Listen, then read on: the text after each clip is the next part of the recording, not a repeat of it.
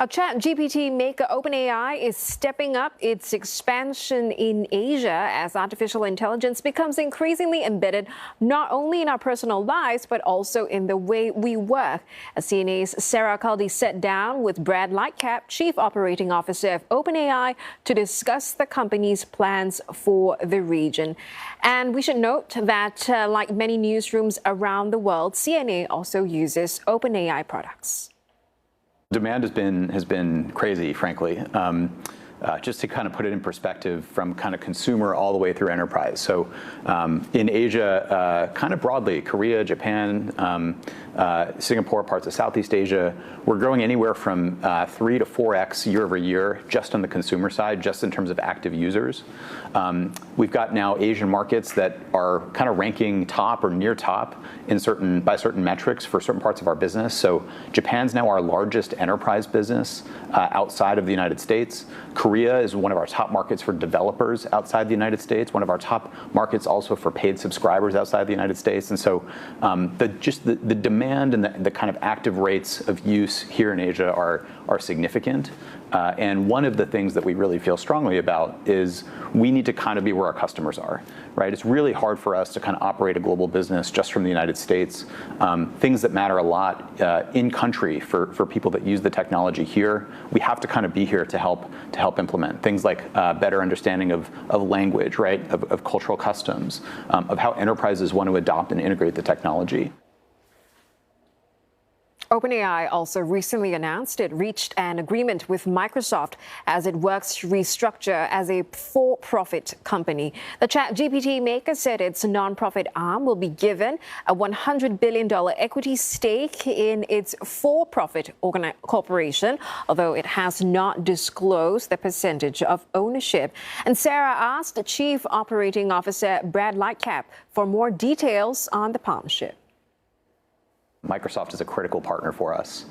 They have been from the beginning. It sets us both up for the future in compelling ways. AI is so interesting because it's changing constantly. It's the one technology we've built as human beings that, it's not the same thing 6 months from now as it is today, and it won't be the same thing 6 years from now as it is today. And so all the partnerships that we build have to kind of exist on foundations that change over time and can evolve and adapt as the progress adapts. The more OpenAI pushes into the enterprise space, the more its customers kind of overlap with Microsoft. A lot of your potential customers already do business with them. So how does that affect the relationship with the company? Well, we've had separate products for a long time now. We offer ChatGPT and the OpenAI API, and they offer a variety of other products, things like Copilot and the Azure API. And I think what we've really learned is that the market is huge, and there's so much to build, right? I think we've probably just scratched the surface. We've probably built 1% of the type, the number of things that should be built that can enable businesses to do more, consumers to do more, developers to build more. And so we're going to need partners as we go through this transformation. We're able to help kind of advise and guide enterprises on how to think about who to use where and what to use for what. And at the end of the day, ultimately, we relish the competition, but also think there's a place for both of us in a huge market. For OpenAI, it was created as a nonprofit with safeguards to ensure that the technology, benefits humanity and not just generate profit. And some say that, this reorganization kind of weakens the safeguards that were initially put in place. So will OpenAI still have a duty to its charitable mission over generating profits? 100%. We actually see it the opposite way. We see it as strengthening our relationship with our nonprofit entity and strengthening the role that the nonprofit entity has as OpenAI continues to evolve. Coming out of this, our nonprofit will be, significantly large, right? It will be, I think, one of the largest nonprofits in the world. And one of the things that we really actually do think a lot about at OpenAI is how to endow our nonprofit with the means to be able to execute its mission, and then how does OpenAI work in service of that mission alongside of it, in the technology that we build, in the products that we build, in the partners partners and customers that we engage with. I'll give you an example is we think a lot about education, healthcare alongside kind of classic enterprise. I spent a lot of my time working with educational institutions, with healthcare organizations, not just in the United States, but globally, thinking about what it means for AI to start to penetrate those areas and affect some level of change to be able to serve more students, serve more patients, provide higher quality learning, higher quality education, and that reflects back in our products. So we've built in ChatGPT, for example, things like study mode that enable people anywhere in the world to use ChatGPT as a personal tutor. And when you can do that, you can drive outcomes that are well beyond kind of what you would get just being kind of able to access the internet, for example. In healthcare, we've worked, we actually, GPT-5 was a significant step forward in healthcare, was a big push for us to actually see if we could move the quality of the model on healthcare metrics and eval specifically, which we were able to do. And we worked in partnership with organizations that serve underserved populations. Yeah, and OpenAI, like others, are working towards artificial general intelligence, but there are growing concerns about the risks that comes with this: dangerous weapons, catastrophic, cyber attacks, even AI becoming uncontrollable. What is OpenAI doing to prevent these risks from happening? Well, safety is at the core of the mission, but we also now have to think about what that means in an applied sense, right?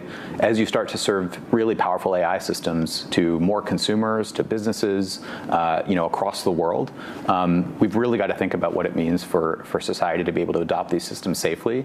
And so we take a lot of feedback and work with customers.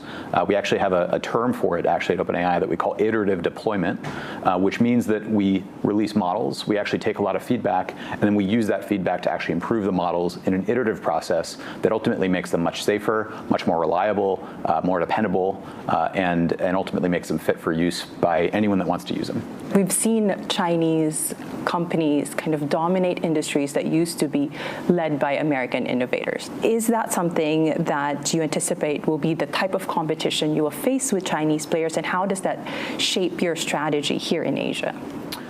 Well, look, we're focused on what we can control, right? And I think what we can control is two things. One is, how does OpenAI build artificial intelligence and artificial intelligence models that serve the needs of consumers, developers, enterprises here in Asia?